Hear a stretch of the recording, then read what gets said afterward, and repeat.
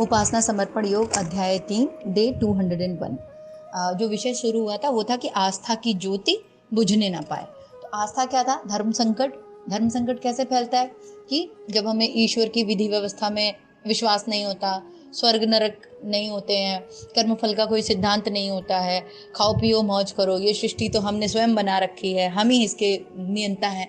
गीता में लिखा है बड़ा सुंदर कि जो अहंकारी पुरुष होते हैं, जो मतलब अनास्थावान होते हैं, जिनमें आस्था नहीं होती, वो कैसे बातें करते हैं। मैंने किया है, मैंने सृष्टि की रचना की, मैंने इतनों को मार दिया, अभी मैं औरों को मारूंगा, मैंने इतना बड़ा यज्ञ किया, मैंने इतने हवन किए, मैं ये मैं बकरी की तरह मैं करते रहते हैं। तो ये सब क्या है? ये जो आसुरी प्रवृत्ति के लोग होते हैं वो ऐसे बातें करते हैं, यानी उनको ईश्वरीय सत्ता, दैवीय प्रयोजन, ईश्वरीय बात व्यवस्था, उसमें कोई इंटरेस्ट नहीं रहता। तो ये आस्था संकट क्रिएट करते हैं।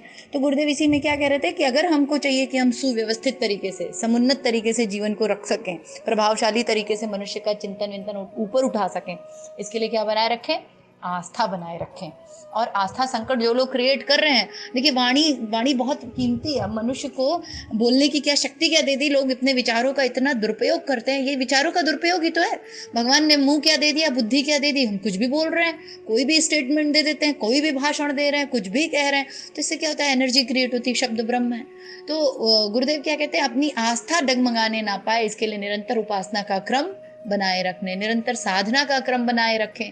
सबसे महत्वपूर्ण है अपनी श्रद्धा को मेंटेन किए रहना, उसको नहीं तोड़ना। श्रद्धा डगमगाई तो आप भी, ये संकल्प, ये सृष्टि संकल्प से उत्पन्न हुई है।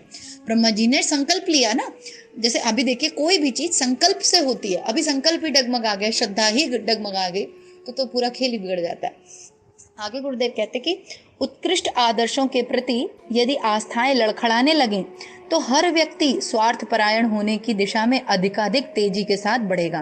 फलतः पारस्परिक स्नेह और सद्भाव की, सहयोग और उदारता की उन सभी प्रवृत्तियों का अंत हो जाएगा जिनमें मनुष्य को कुछ त्याग करना पड़ता है और कष्ट उठाना पड़ता है। तो ये क्या था? ये अगर हम लोग उच्च आदर्शों पे नहीं चलेंगे। आस्था क्या होती है? आस्था होती है कि भगवान नाम की एक चीज है जो उच्च आदर्शों का समुच्चय है। ईश्वर कौन है? निराकार है। वो साकार रूप तो अपन लोगों ने बना रखा हुआ। ईश्वर कौन है?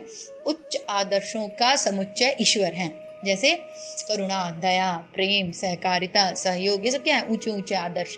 इनको हम अगर, आदर्शवादी चीजों को हम अगर जीवन में उतारेंगे तो हमारी आस्था डगमगाएगी नहीं। लेकिन इसके जस्ट विपरीत, अगर इसका जस्ट उल्टा अगर अपन करें, हर व्यक्ति अगर स्वार्थी हो जाए, अधिकाधिक तेजी से अपने आप, बस अपनी बढ़ोतरी करने के बारे में सोचे, तो क्या होगा? देखो, एक समय में एक ही चीज रह सकती है ना। आत्मा का जो इंटरेस्ट है और जो शरीर का इंटरेस्ट है, वो दोनों इतना एंटी है, इतना विपरीत है एक दूसरे के, कि बड़ी दिक्कत होती है। आत्मा को आनंद आता है किसमें? परमार्थ में, देने में, आत्मीयता विस्तार करने में। आत्मीयता विस्तार कैसे होगा? जब आपके पास जो है वो आप देना शुरू करोगे। क्या देना शुरू करेंगे? प्रेम, सद्भावना, करुणा, लोगों से सेवा। जब हम लोग ये देना शुरू करते हैं तो आत्मीयता का विस्तार होता है। लेकिन शरीर क्या चाहता है? अगर हम मन, बुद्धि और इंद्रियों की बात करें तो वो क्या चाहता है?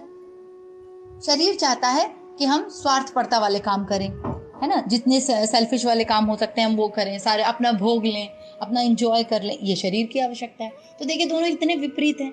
तो आस्था संकट तब भी क्रिएट होता है जब हम आत्मा की आवाज को सुनना बंद कर देते हैं, आत्मा के स्वार्थ की पूर्ति करना बंद करके शरीर के स्वार्थ की पूर्ति में लग जाते हैं।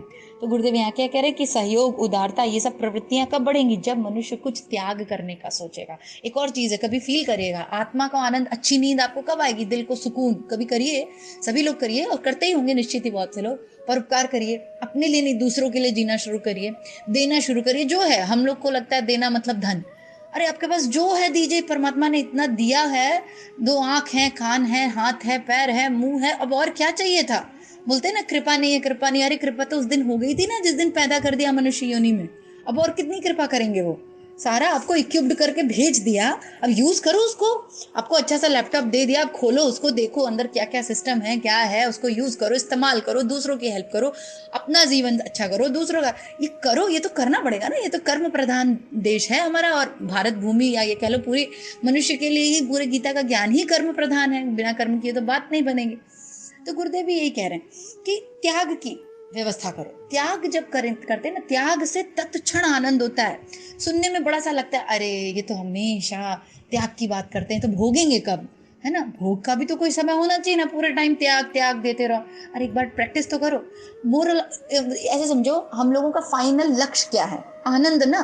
तो हम क्या सोच रहे हैं कि हम खूब भोगेंगे तो हमको आनंद मिलेगा, यही सोचते हैं ना, इसीलिए तो भोगों में लगे रहते हैं। भोगना मतलब अपने लिए जीना, अपने लिए गाड़ी कर लो, बंगला कर लो, कोठी कर लो, बैंक बैलेंस कर लो, अपना घूम लो, अपना खा लो, अपना मतलब अपने दो चार जो परिभाषा हमने अपने की जो परिभाषा बना रखी है उसी को बस तृप्त करते रहो। अपना एक कुनबा होगा छोटा सा 100-50 लोगों का, बस उतने को ही अपने को देखना है। ये क्या है? ये स्वार्थ पड़ता है कि हम बस अपने में सीमित रहते हैं और अपने लोगों को ही भोग करवाना चाहते हैं अपने। इससे जरा ऊपर उठो, त्याग करके देखो, तत्क्षण आनंद की प्राप्ति होगी। अल्टीमेटली भोग करके भी तो आनंद की ही आकांक्षा कर रहे थे ना। भोग करने के बाद भी तो यही उम्मीद थी ना कि भोग करके क्या मिलेगा? आनंद, अच्छा लगेगा, मजा आएगा, यही बात होती है ना। ओवरऑल तो हम आनंद के लिए ही तरस रहे हैं ना। तो तुम त्याग करके तो देखो, तत्क्षण आनंद मिलेगा। परोपकार करके तो देखो, स्वार्थपरता जो है वो छोड़ के तो देखो, परमार्थ करके तो देखो, तुरंत आनंद मिलेगा और पैसे भी नहीं लगते। उधर वाले भोग करने में तो कितना पैसा भी लगता है, एनर्जी भी लगती है, थकान भी होती है, सब कुछ हो जाता है, सब कुछ गायब भी हो जाता है, और उसके बाद मेंटल टेंशन अलग, और उसके बाद आनंद मिलता ही नहीं। जिसके लिए पूरा प्रकरण प्रपंच रचा जाता है वो भी नहीं मिलता, ले दे के हाथ खाली ही रह जाता है। तो गुरुदेव क्या सिखा रहे हैं कि अगर विश्वास नहीं हो रहा है ना, तो एक बार प्रैक्टिस करके देखो। प्रैक्टिस करके देखो ना, 40 दिन, 50 दिन, 2 महीना। चलो, कह रहे हैं महापुरुष हैं, है ना, आए थे महाकाल कहते हैं लोग, तो एक बार सुन लिया जाए इनकी भी बात। समाज का ऋण हमारे ऊपर है, उसे चुकाने के लिए हमें समाज सेवा के अनुदान प्रस्तुत करने चाहिए। माता पिता तथा गुरुजनों की सहायता से हम पले बढ़े हुए तथा स्वावलंबी बने हैं। इस पितृ ऋण को चुकाने के लिए हमें तत्पर रहना चाहिए। पति पत्नी में से किसी के अरुचिकर हो जाने पर भी उसकी पिछली सद्भावना के लिए ऋणी रहना तथा निभाने को तत्पर रहना चाहिए। सब में अपनी जैसी आत्मा समझकर न्याय और ईमानदारी पर दृढ़ रहना चाहिए। ये शिक्षाएं धर्म ही दे सकता है। स्वार्थ नियंत्रण और परमार्थ उत्साह की प्रेरणा आध्यात्म आदर्शों को अपनाने से ही मिल सकती है। एकदम सही लिखा है। बताओ कौन सी टेक्स्ट बुक है, फिजिक्स, केमिस्ट्री, बायोलॉजी, मैथमेटिक्स, जो भी हम लोगों ने दुनिया भर का, ज्योग्राफी, हिस्ट्री, जहाँ ये कहा गया है कि दूसरे के लिए जियो, कि ईमानदारी से रहो, कि प्रेम करो, कि आत्मीयता का विस्तार करो? कहीं नहीं लिखा है, कोई नहीं सिखाता। हमें सारी भौतिक नॉलेज दी जाती है। वो बुरी नहीं है, इसका अर्थ ये बिल्कुल नहीं कि वो नहीं लेनी है, वो बिल्कुल लेनी है, लेकिन वो सब यूजलेस इसलिए हो गई हैं। आज के समय में देखो, इतने अच्छे पढ़े लिखे लोग भी डिप्रेशन में आ जाते हैं, फ्रस्ट्रेट हैं, काम क्रोध ईर्ष्या घृणा द्वेष राग से ग्रसित हैं, चैन नहीं है जिंदगी में। उसका कारण क्या है? आध्यात्मिक ज्ञान तो मिला ही नहीं ना। जो मूल सोर्स ऑफ एनर्जी था, जो आनंद का स्रोत था, उसमें तो हमारी नजर ही नहीं पड़ी। तो वो जब खजाना खुला ही नहीं है, तो बाहर से कितना भी खजाना इकट्ठा कर लो, कोई पॉइंट नहीं, वो तुम्हें आनंद नहीं देने वाला। थोड़ी देर के लिए टेम्परेली तुमको लगेगा कि हाँ मेरे पास बहुत कुछ है, लेकिन अल्टीमेटली तो तुम्हें कुछ खाली हाथ ही रहने वाले हैं। क्या बोल रहे हैं कि समाज का हमारे ऊपर ऋण है। ये सब कौन बता रहा है? आध्यात्मिक लोग। माता पिता का ऋण है, गुरुजनों का ऋण है ना। समाज का हर एक व्यक्ति कंट्रीब्यूट कर रहा है। एक बूंद रक्त की कोई कीमत नहीं होती। क्या कीमत होती है एक बूंद रक्त की? अकेले अगर मैं हूँ, बताइए मेरी क्या हैसियत है? मैं डिप्रेशन में मर जाऊंगी अकेले, है ना, बोरियत में मर जाऊंगी। अरे बाप रे, कोई है नहीं, किससे बात करें, किससे? गुरुदेव कहते थे तुम लोग को मनुष्य तन मिला है, तुम्हें खुश होना चाहिए, तुम हंस सकते हो, तुम बोलते हो। देखो हम लोग बोलते हैं, गाने गाते हैं, डांस करते हैं, पार्टी कर सकते हैं, गेट टुगेदर करते हैं, हंसी मजाक करते हैं। ये हम लोग कितना इसको फॉर ग्रांटेड लेते हैं ना। थोड़ी देर के लिए सोच के देखो कि हम और आप ही थे कि पूर्व के कई जन्मों से न जाने कितनी योनियों में भटकते हुए आ रहे हैं। यही कुत्ता बिल्ली शेर चूहा जो हमको इर्द गिर्द दिखते हैं ना रोड पर, हम भी इन्हीं में से थे। देखो वो लोग कर रहे हैं क्या? कुछ बोल पाते हैं क्या? बात करते हैं क्या? एंजॉय कर रहे हैं? पर हमें कोई ग्रैटिट्यूड नहीं ईश्वर के प्रति कि हम इतना आभार व्यक्त करें कि अरे हमें परिजन मिले हैं, माता पिता मिले, घर परिवार मिला, भाई बहन मिले, रिश्ते नाते मिले, गुरु भाई बहन मिले, क्या नहीं दिया। और हम किस डिप्रेशन में, कोई एक सड़ी सी फालतू सी चीज होगी, एकदम छोटी सी घटिया सी, वो नहीं मिला होगा जिंदगी में, तो उसको लेके रो रहे होंगे खूब भयंकर। और जो इतना मिला उसकी कोई बात ही नहीं। गुरुदेव कहते थे तुम लोग हमेशा भूल जाते हो कि परमात्मा ने तुम्हें क्या क्या दिया है। हाँ, जिस समय दिया उस समय थोड़ी देर के लिए याद जरूर रहता है, पर फिर भूल जाते हैं। अरे भगवान ने हमें कुछ नहीं दिया, अरे हमारे साथ ऐसा, अरे हम रोना धोना चालू। अरे नजरें उठा के तो देखो, ढंग से लिस्टिंग करके तो देखो क्या है क्या नहीं है। नहीं वाली लिस्ट को साइड कर दो ना, जो है वो वाली लिस्ट को तो देखो। इतना ग्रैटिट्यूड, पता है ग्रैटिट्यूड क्यों नहीं आता? क्योंकि पता ही नहीं है कि कितनी मुश्किल के बाद मनुष्य तन मिला है जो एंजॉय कर रहे हैं हम लोग। तो इसका सदुपयोग करो। गुरुदेव क्या कह रहे हैं कि समाज का ऋण है, गुरुदेव का ऋण है, पितृ ऋण है, पति पत्नी अरुचिकर तरीके से एक दूसरे के साथ रहते हैं, संबंध हमारे पूर्व के कर्मों के अनुसार हमारा विवाह हुआ है, तभी ना ये पत्नी है, ये बच्चे हैं, यही बच्चे, मेरे बच्चे मेरे ही क्यों हैं, आपके बच्चे आपके ही क्यों बच्चे हैं? उन आत्माओं के साथ, उन जीवात्माओं के साथ हमारा ऋणानुबंध था। तो जिनके साथ हमारे ऋण थे, जिनके साथ कर्म फल का बंधन था, वो हैं, तो उनके ऊपर आभार करिए ना। और उन कृपा है उनकी कि वो हमारे जीवन में, वो हमारा कर्जा उतारने आए, हम उनका कर्जा उतारने आए, मुक्ति के मार्ग पे अग्रसर करने के लिए हैं ये लोग। हम लोग नफरत करते हैं इन लोगों से।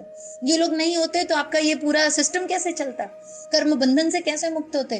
कौन आके आपको कर्म फल की पूरी व्यवस्था बता के जाता? तो ये सारी चीजें गुरुदेव यहाँ कह रहे हैं। यदि इन आधारों को अस्त व्यस्त कर दिया जाए तो मानव जाति को ऐसी क्षति उठानी पड़ेगी जिसकी कभी भी पूर्ति नहीं हो सकेगी। आस्थाएं बड़ी कठिनाई से बनती और जमती हैं। उन्हें उखाड़ देना सरल है। पेड़ को छायादार होने की लंबी साधना करनी पड़ती है, पर यदि उखाड़ना हो तो कुछ घंटे की काट छांट ही पर्याप्त है। धार्मिकता का कल्याणकारी वृक्ष बोने, उगाने और बढ़ाने में लाखों वर्ष लगे हैं। अनास्था का प्रतिपादन करके उसे उखाड़ देना बहुत कठिन नहीं है, पर यह ध्यान रखना चाहिए कि उसे दोबारा लगाना जाना संभव नहीं हो पाएगा। विश्वासी को अविश्वासी बनाने के उपरांत फिर पुनः उसी स्थान पर लौटाकर ले आना कठिन है। बाप रे, ये सच में बहुत दुखद है। मैंने पर्सनल लाइफ में भी देखा लोगों को, जब लोग आस्था संकट क्रिएट करते हैं, जैसे मान लीजिए आपकी किसी गुरु में श्रद्धा है या किसी, अरे वो बाबा जी ऐसा कर दे, दुनिया भर के लोग बातें करते हैं, हम लोग सब जानते हैं। ये क्या है? आप किसी की श्रद्धा को डगमगाने की कोशिश कर रहे हो। ये इतना बड़ा पाप है। आप, सच बता रही हूँ, जो भी सुन रहा है, अगर कोई ऐसा भी करता भी है तो प्लीज मत करिए, मत करिए। किसी की किसी व्यक्ति में श्रद्धा है और उस श्रद्धा के चलते मतलब सात्विक श्रद्धा है ना। ऐसा नहीं कि अब कोई चोर है, उसकी चोर में बहुत श्रद्धा है तो हम उसको भी अप्रिशिएट कर रहे हैं, उसको भी करने दे रहे हैं। सात्विक श्रद्धा की बात की। अभी गीता आप लोग पढ़ो सब लोग, तो श्रद्धा भी 3 प्रकार की बताई गई। स्वभावजा श्रद्धा, ऐसे करके 3 प्रकार की श्रद्धा कृष्ण भगवान ने अर्जुन को बताई है, सात्विकी, राजसी और तामसी। तो जो सात्विक श्रद्धा होती है वो कैसी होती है? ये ऐसी परमात्मा के प्रति, इष्ट के प्रति, उच्च आदर्शों के प्रति अगर किसी व्यक्ति की श्रद्धा है और वो उस पर चल रहा है, उसको उसके चलने से नहीं रोको, उसको डिस्ट्रैक्ट करने, आप नहीं चल रहे हो मत चलो। आप असुरत्व धारण करना चाहते हो, आप तमस में ही जीवन बिताना चाहते हो, रहो, निश्चित रहो, उसको मत रोको। ये बहुत बड़ा पाप है। गुरुदेव कहते हैं आस्था बनाने में, पेड़ लगाने में, देखिए इसमें लिखा है पेड़ लगाने में, पेड़ को छायादार बनने में कितना साल लग जाते हैं, 40-50 साल लग जाते हैं एक पेड़ को बड़ा होने में और छायादार बनने में। और उखाड़ने में 2 दिन में लाओ, कुलाड़ी उड़ाली लाओ और बस। अब आजकल तो मशीनें आ गई, कट कट कट काट दो, तुरंत 1 दिन में काम खत्म हो जाएगा, 2 घंटे में काम खत्म हो जाएगा। पर जो उसको लगाने में कितनी, बिल्कुल ऐसे ही आस्था है, तोड़ने में आपका 1 सेकंड लगेगा। श्रद्धा कहते हैं ना, आस्था संकट क्रिएट करने में 1 सेकंड लगेगा, लेकिन आस्था बनाने में 10 साल लग गए। गुरुदेव ने इतना अपना क्रेडिबिलिटी, अपनी इतनी विश्वसनीयता बनाने में कितना टाइम लगा। पूरा जीवन दे दिया उन्होंने, अपने पूरे जीवन को प्रयोगशाला बना दिया कि ये मेरा पूरा जीवन प्रयोगशाला है, मैं गायत्री का साधक हूँ। और तुम लोग देखो, अगर ऐसे सही तरीके से साधना की जाए, जीवन जिया जाए इन नियमों से, इन कानूनों से जो मैं बता रहा हूँ, इस सिस्टमेटिक तरीके से, तो तुम भी वो सब कुछ प्राप्त कर सकते हो जो मैंने प्राप्त किया है। पर इसके लिए उन्होंने क्या दिया? पूरा जीवन। गुरुदेव की पुस्तक है ना हमारी वसीयत और विरासत, ये 75 साल हमारे जीवन के 75 साल नहीं है, ये 75 पन्ने हमारे जीवन के, सब 75 वर्ष पूरी हमारी वो है, ये किताब है। ऐसा लिखा था ना उन्होंने। ये क्या बता रहे हैं कि कोई व्यक्ति इतना स्ट्रांगली अपना पूरा जीवन दे के आस्था क्रिएट कर रहा है लोगों की, और आप आते हो और एक क्षण में उसकी आस्था हिला के चले जाते हो, तो ये बहुत गलत बात है। गुरुदेव कह रहे हैं इस आस्था संकट से स्वयं को भी बचाएं। ये जो इन दिनों एकदम अस्त व्यस्त सा चल पड़ा है, क्षति होती है, ऐसा ना करें। किसी के साथ भी अनास्था का प्रतिपादन ना करें। विश्वासी को अविश्वासी बनाने में थोड़ी ही देर लगती है, पर उससे आपको क्या मिला? कुछ नहीं मिला, है ना। पर वही है कि जिसके अंदर तमस भरा हुआ है, चित्त की वृत्तियां जिसकी जैसी रहती हैं, भाई वो मानते कहाँ हैं लोग? कहने को तो अब हम लोग कह ही रहे हैं, पर कहाँ सुनते हैं लोग? लगे रहते हैं अपना कुछ न कुछ बरगलाने में। एडवर्टीजमेंट ले लीजिए, मीडिया ले लीजिए, बॉलीवुड ले लीजिए, न्यूज़पेपर ले लीजिए, हर कोई धर्म को हिलाने में, हर कोई हमारे सनातन चीज़ों को हिलाने में लगा हुआ है, डिस्टर्ब करने में लगा हुआ है। तो लेकिन अपने को क्या करना है, अपने को स्ट्रांग रहना है और अपने परिजनों को भी स्ट्रांग रहने देना है। और उन लोगों से भी फिर देखिए, ऐसे समय पे गुरुदेव कहते थे कि साधना काम आएगी। क्यों? क्योंकि जब साधना का बल रहेगा, पीछे जो बताया सामूहिक शक्ति का, जब सामूहिक शक्ति का बल रहेगा ना, तो फिर ऐसी शक्तियां धीरे धीरे हताशाई, मतलब वो आपके आगे काम नहीं कर पाएंगे। अब आप अकेले पड़ गए, मान लो आप अकेले साधना रहे तो 10 लोग अनास्था वाले खड़े हैं, तो आपकी आस्था को हिला देंगे। अरे ये सब गुरु कुछ नहीं होता, अरे गायत्री वायत्री कुछ नहीं होता, अरे सोमरे में कोई माला जपता है क्या, फलाना ढिमकाना, और आप भी वहाँ हाँ चलो, सब लोग भीड़ चाल, सब जा रहे कुआं में कूदने, हम भी चलो कूद जाते हैं। अरे भाई आप सन्मार्ग पे जा रहे थे तो आप जाओ ना, शेर अकेला चलता है, एकला चलो रे। गुरुदेव कहते थे अकेले चलो, कोई नहीं चल रहा, कोई नहीं, हम अपने में चलेंगे, हम महाकाल है हमारे साथ, हमको अप्रूवल थोड़ी चाहिए, कैरेक्टर सर्टिफिकेट थोड़ी चाहिए किसी से। हम लोग अप्रूवल ढूंढते हैं, घर वाले अप्रूव कर दें गुरुदेव को, हमारी पूजा को, हमारी साधना को, हमारी सेवा को। क्यों अप्रूव करेगा भाई कोई? जब महाकाल अप्रूवल दे रहे हैं, साक्षात परमात्मा ने आपका हाथ पकड़ा है, वो कह रहे हैं कि हाँ तुम मेरी टोली में हो, तो इन लोगों से क्या जरूरत है अप्रूवल लेने की आपको? तो ये सारा अपने आपको विश्वास दिलाएं और पूरे आस्था के साथ लगे रहें। इसी भाव के साथ आज का समाप्त करते हैं और माँ गायत्री से प्रार्थना करते हैं हमारी आस्था डगमगाने ना पाए। जिसकी जिसकी आस्था मेंटेन है वो नित्य प्रतिदिन उसका श्रद्धा विश्वास और प्रगाढ़ ही होता जाए, और हो रहा है, ऐसी भावना करें। और जिनका नहीं है वो भी सन्मार्ग पे आ रहे हैं। हमें 2 काम करने, देखिए टू फोल्ड है ये। कैसा कि पहला काम करना है कि एक तो अपना नहीं हिले श्रद्धा, और दूसरा जिसकी डिस्टर्ब है उसको भी हम अपने जैसा टर्न कर सकें। यज्ञाग्नि से शिक्षण में गुरुदेव कहते हैं ना कि यज्ञ की अपने जैसा बना लेती है दूसरों को भी, हम भी उन यज्ञ की अग्नि की तरह बने कि दूसरे हमारे जैसे बन जाए। ठीक है, इसी भाव के साथ माँ गायत्री से प्रार्थना। ओम भूर्भुवः स्वः तत्सवितुर्वरेण्यं भर्गो देवस्य धीमहि धियो यो नः प्रचोदयात्। हमारे YouTube चैनल को सब्सक्राइब करें और बेल आइकन को दबाकर ऑल पर क्लिक करें ताकि नोटिफिकेशंस आपको मिलती रहें।